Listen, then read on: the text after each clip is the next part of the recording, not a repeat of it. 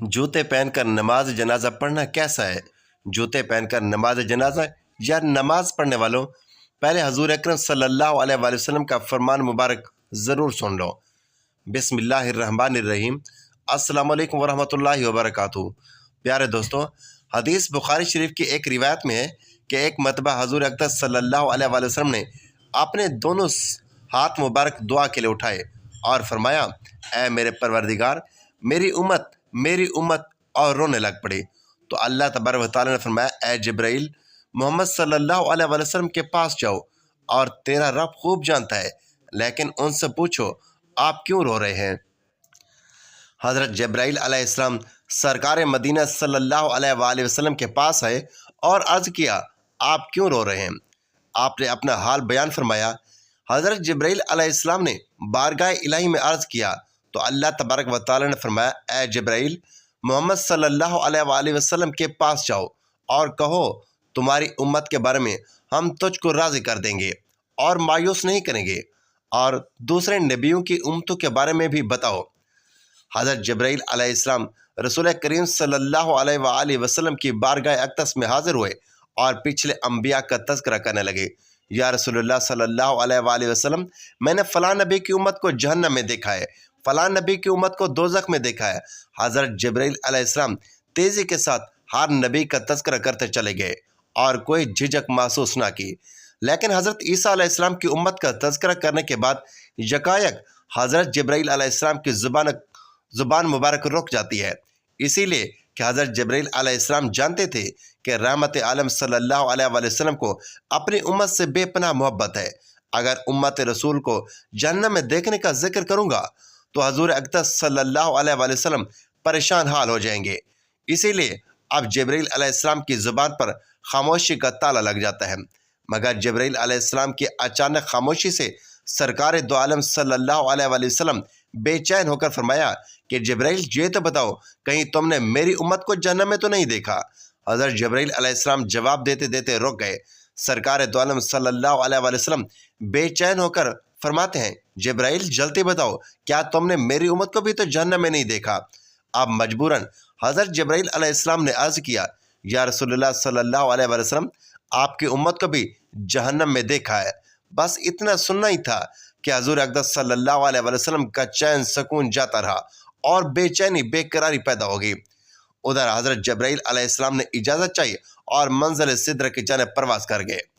हज़ूर सल्लल्लाहु अलैहि वसल्लम ने काशाने नबूवत को छोड़ दिया। लोगों की निगाहों से छपकर गैर आबादी में पहाड़ की गार में पहुंचकर अपने पेशानी को फर्श ज़मीन पर रखकर बिलक बिलक कर रोने लगे, जिसमें नबूवत से आंसू की बरसात होने लगी और ज़ुबान मुबारक से रब्बे हबले उम्मती की सदा जारी होगी। उधर हजूर के सहाबा का अजीब आलम हो गया। सरकार को ना पाकर बेताब होने लगे, उधर उधर ढूंढना शुरू कर दिया। हुजरे आयशा सिद्दीक़ा रज़ी अल्लाह तआला अन्हा में देखा, मस्जिद नबी में देखा, मदीने की एक एक गली में देखा, मगर सहाबा कराम को कहीं पता ना चला। मदीना में एक कोहराम मच गया। मर्द, औरत, बूढ़े, बच्चे सब बेकरार हो गए। लोगों ने खाना पीना छोड़ दिया। घरों में चूल्हे जलना बंद हो गए। सहाबा कराम रिज़वानुल्लाह अलैहि अजमईन का ये आलम हुआ तो अहले बैत हसनैन करीमैन का क्या हाल होगा। सहाबा कराम बेचैनी के साथ तलाश में सरगर्दा थे, मगर आका करीम सल्लल्लाहु अलैहि वसल्लम का कहीं पर कुछ पता ना चला। 3 दिन 3 रातें गुजर गईं। जुल्फ़े अमरीन और चेहरा वज़्ज़ुहा की ज़ियारत ना हो सकी और ना कहीं पता चल सका। अब आबादी को छोड़कर गैर आबादी में तलाश शुरू हो गई। एक चरवाहे से मुलाकात हुई। उससे पूछा गया कि कहीं तुमने हमारे आका को तो नहीं देखा। इस तरफ चरवाहे ने कहा, नहीं, मैंने तो इस वीराने में किसी शख्स को नहीं देखा, मगर एक बात ज़रूर है, इससे मैं खुद बेचैन और बड़ा परेशान हूँ। देखो उस पहाड़ की तरफ, आज से तकरीबन 3 दिन हो गए हैं, बराबर किसी के रोने की आवाज़ें आ रही हैं। कोई रोने वाला ऐसा फूट फूट कर रो रहा है जिसकी दर्द भरी आवाज़ सुनकर मेरी बकरियों ने चरना और चुगना छोड़ दिया है। बस इतना सुनना था कि सहाबा कराम रिज़वानुल्लाह अलैहि अजमईन ने फरमाया कि 3 दिन हुए हमारे आका करीम सल्लल्लाहु अलैहि वसल्लम ने मदीने को नापसंद कर दिया है। चरवाहे की निशानदेही पर सहाबा कराम रिज़वानुल्लाह अलैहि अजमईन दौड़ पड़े। देखा तो एक पहाड़ के अंदर पेशानी अनवर फर्श खाक पर रखे हुए सजदे में रब्बे हबले उम्मती की सदाएं बुलंद कर रही हैं। صحابہ کرام رضواناللہ علیہ اجمعین قدم مبارک کو چوم کر دامن مصطفیٰ صلی اللہ علیہ وآلہ وسلم سے لپٹ گئے اور کہا کہ آپ صلی اللہ علیہ وآلہ وسلم سر مبارک اٹھائیے اور حجرے میں تشریف لے چلیں۔ شہر مدینہ ویران ہو گیا ہے۔ شمع رسالت کے پروانے رو رو کر بے حال ہو گئے۔ مدینہ میں واویلا چھا گیا، لوگوں نے کھانا پینا چھوڑ دیا اور اہل بیت بہت پریشان ہیں، مگر رحمت عالم صلی اللہ علیہ وسلم دنیا و معافی سے بے نیاز ہو کر امت کے غم میں زار و قطع رو رہے ہیں اور دعائیں مغفرت میں مصروف ہیں۔ جب صحابہ کرام رضوان اللہ علیہ اجمعین تمام تر کوششیں کر کے ناکام ہو گئے تو صحابہ کرام رضوان اللہ علیہ اجمعین خاتون جنت حضرت فاطمہ الزہرا کی بارگاہ میں حاضر ہوئے اور عرض کیا گیا، اے خاتون جنت، ہم نے سرکار مدینہ کا پتہ لگا لیا ہے، وہ فلاں پہاڑ میں ہیں اور آپ امت کے غم میں رو رہے ہیں، لیکن تمام تر کوششوں کے باوجود سرکار دو عالم صلی اللہ علیہ وسلم سجدے سے سر انور نہیں اٹھا رہے۔ خدا را تشریف لے چلیے، ممکن ہے کہ آپ کی وجہ سے سرکار دو عالم صلی اللہ علیہ وسلم سر مبارک اٹھا لے اور ہماری بے قرار دنیا کو اطمینان حاصل ہو جائے۔ حضرت سیدہ فاطمہ الزہرا رضی اللہ تعالیٰ عنہ نے جسم عطر کو چادر سے چھپایا اور آقا کائنات صلی اللہ علیہ وآلہ وسلم کی بارگاہ میں پہنچ کر التجا کرنے لگی کہ ابا جان، آپ سجدے سے سر انور اٹھا لیجئے اور مدینہ تشریف لے چلیے۔ آپ کی جدائی سے مدینے والوں کا برا حال ہو گیا ہے، ہر طرف طوفان برپا ہے، آپ کے نہ ہونے سے ہر دل بے قرار ہے اور ہر آنکھ اشک بار ہے۔ حسنین کریمین آپ کی شفقت نہ پا کر تڑپ رہے ہیں، لیکن آپ بار بار رب حبل امتی، رب حبل امتی کی صدائیں بلند کر رہے تھے اور سجدے سے سر مبارک نہ اٹھایا۔ بالآخر سیدہ فاطمہ الزہرا رضی اللہ تعالیٰ عنہ نے اپنی پیشانی مبارک سے مل کر عرض کیا، ابا جان، دامن صبر چھوٹنے والا ہے، اب تو سر اقدس صلی اللہ علیہ وسلم اٹھائیے، ورنہ فاطمہ قیامت تک ایسا سجدہ کرے گی کہ سر نہیں اٹھائے گی۔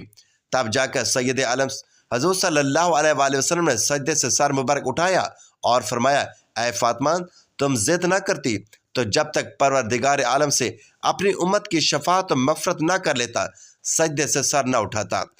حضرت انس بن مالک رضی اللہ تعالیٰ عنہ روایت کرتے ہیں، حضور اقدس صلی اللہ علیہ وسلم کے زمانے میں ایک یہودی عالم دین تھا، اس کا نام جلبیب تھا۔ اس کا ایک لڑکا حسن و جمال میں یکتا تھا، جو کمال سیرت سے مزین اور بڑا خلیق تھا۔ اتفاق سے اس نے اپنے والد کے خزانے میں ایک ڈبیا دیکھی جو سرخ موتیوں سے بنی ہوئی تھی اور اس پر مشک کی ایک مہر لگی ہوئی تھی تاکہ کوئی شخص اسے کھول نہ سکے اور اندر دیکھ نہ سکے۔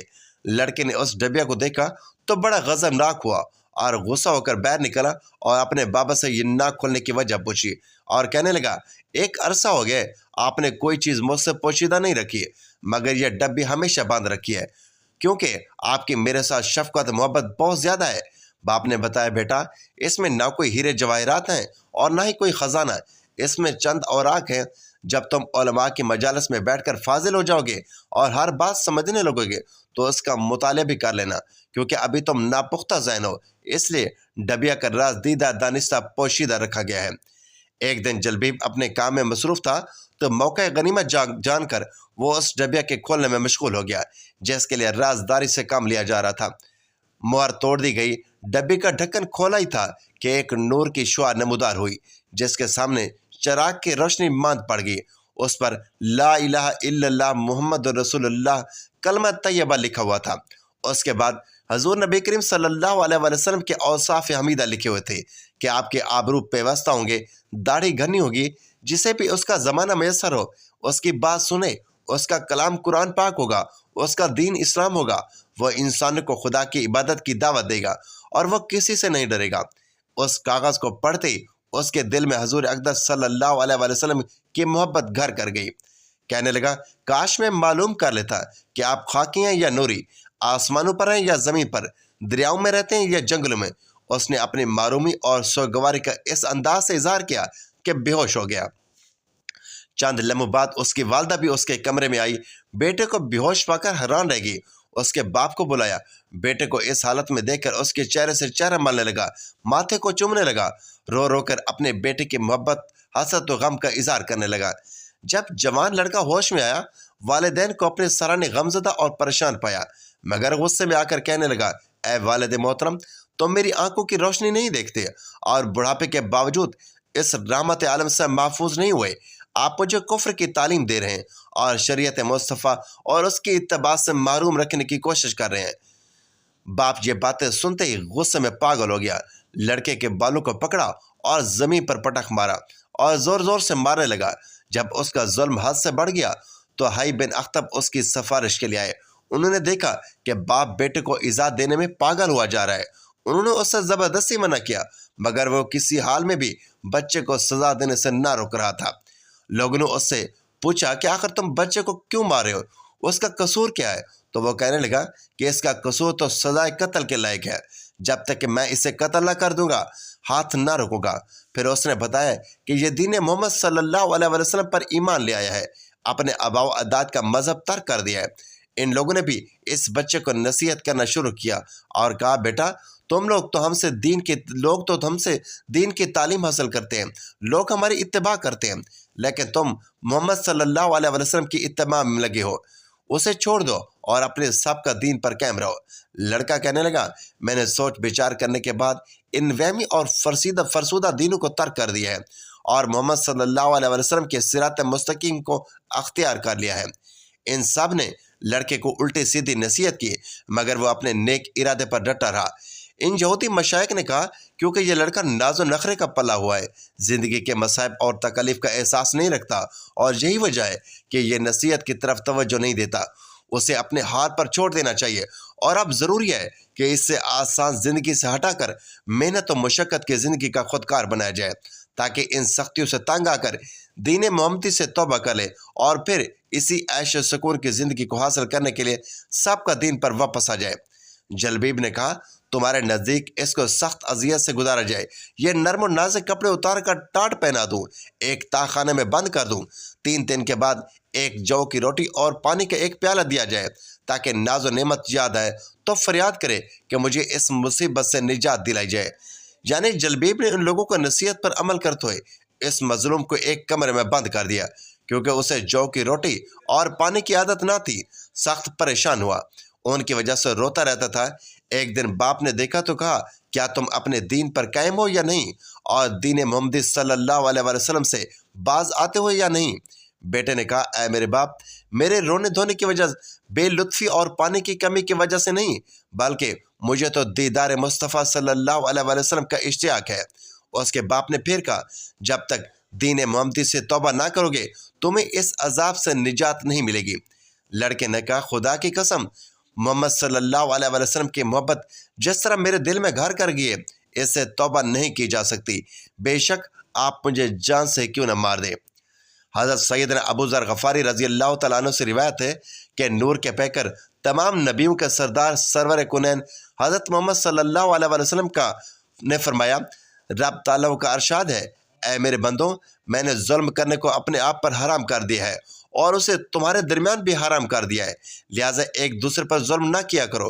اے میرے بندو، تم سب گمراہ ہو مگر جسے میں نے ہدایت دی، مجھ سے ہدایت چاہو میں تمہیں ہدایت دوں گا۔ اے میرے بندو، تم سب بھوکے ہو مگر جسے میں نے کھلایا تو مجھ سے کھانا طلب کرو میں تمہیں کھلاؤں گا۔ اے میرے بندو، تم سب بے لباس ہو مگر جیسے میں نے کپڑے پہنائے تو مجھ سے لباس طلب کرو میں تمہیں لباس عطا کروں گا۔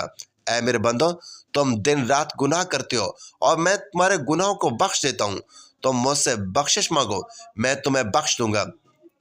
اے میرے بندو، تم میرے نقصان کو نہیں پہنچ سکتے کہ مجھے نقصان پہنچاؤ، اور نہ میرے نفع تک تمہاری رسائی ہے کہ مجھے نفع پہنچا سکو۔ اے میرے بندو، اگر تمہارے اگلے پچھلے اور تمہارے جن انس تم میں سے کسی ایک متقی پرہیزگار کی طرح ہو جائے تو بھی میری سلطنت میں کچھ اضافہ نہ ہوگا۔ اے میرے بندو، اگر تمہارے اگلے پچھلے تمہارے جن انس تم میں سے سب سے زیادہ گناہ گار شخص کی طرح فاسق فاجر ہو جائے تو بھی میرے میں کوئی کمی نہ ہوگی۔ اے میرے بندو، اگر تمہارے اگلے پچھلے جن و انس کسی ایک مکان میں یکجا ہو کر مجھ سے سوال کریں اور میں ہر انسان کا سوال پورا فرما دوں تو وہ بھی میرے خزانے میں کچھ کمی نہ آئے گی مگر اتنی کہ جیسے کسی سوئی کو سمندر میں ڈال دیا جائے تو وہ جتنی کمی کرتی ہے۔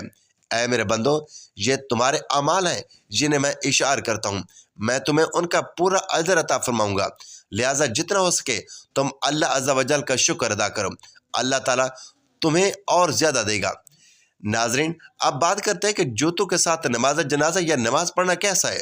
سیدہ عائشہ رضی اللہ تعالی عنہ سے روایت ہے کہ نبی کریم صلی اللہ علیہ وآلہ وسلم جوتوں میں نماز پڑھتے تھے، یعنی جوتے پہن کر نماز پڑھی جا سکتی ہے، لیکن جو اس دور کے جوتے تھے نہ وہ آج بھی ہمارے عرب کے بدو پہنتے ہیں۔ وہ نیچے سے بالکل سٹریٹ، سیدھے، پلین، کوئی سوراخ نہیں ہوتا۔ اگر اس پہ گندگی لگ بھی جاتی ہے تو آپ کا فرمان ہے جب تو نماز پڑھنے آؤ اپنے جوتوں کو دیکھ لو، کچھ لگا ہوا تو مٹی پہ رگڑ لو، وہ گندگی اتر جائے گی۔ اگر کسی کے پاس ایسا جوتا ہے جو نیچے سے پلین ہے، بالکل صاف ہے، اور اس کو مٹی پہ رگڑ کے وہ صفائی کر چکا ہے تو ٹھیک ہے۔ نمبر 2، ہمارے جو جوتے ہیں آج کل کے دور میں اس کے نیچے پورا نقشہ بنا ہوتا ہے، سوراخ ہے، ڈیزائن ہے۔ کسی جگہ پہ گندگی اندر گھس جائے تو وہ بغیر اوزار کے نکالی نہیں جا سکتی، تو ایسے جوتوں کے اندر احتمال ہوتا ہے کہ گندگی ہے۔ پھر وہ جو مسجد تھی رسول اللہ صلی اللہ علیہ وسلم کی، وہ کچی تھی، کارپیٹ قالین نہیں تھے، کچی مسجد تھی، اور صحابہ کرام کچی مسجد میں آ کے نماز پڑھا کرتے تھے۔ آج کوئی ایسی جگہ پہ نماز پڑھتا ہے جو اوپن ایریا ہے اور وہاں پہ کچی جگہ ہے، لہٰذا جوتوں سمیت نماز پڑھنی ٹھیک ہے، سنت عمل ہے، کوئی حرج نہیں ہے۔ جوتا چیک کر لیں، گندگی نہ لگی ہو، پہلے جوتا صاف کر چکا ہو تو کوئی حرج نہیں، لیکن مساجد کے اندر کارپیٹ بچھے ہوتے ہیں، ٹائلیں لگی ہوتی ہیں، اور آپ باہر سے گارے سے جوتی بھری ہوئی لے کے آؤ جس سے مسجد کا کارپیٹ خراب ہو گیا، تو یہ بری بات ہے۔ بہرحال یہ جائز ہے کہ جوتوں کے اندر نماز پڑھی جا سکتی ہے۔ ناظرین، ویڈیو اچھی لگے تو ویڈیو کو لائک کریں، شیئر کریں، چینل کو سبسکرائب کریں، اور کمنٹ باکس میں اللہ تعالیٰ کے 99 ناموں میں سے ایک نام ضرور ٹائپ کریں۔ اگلے ویڈیو تک کے لیے اجازت دیجیے۔ اللہ حافظ۔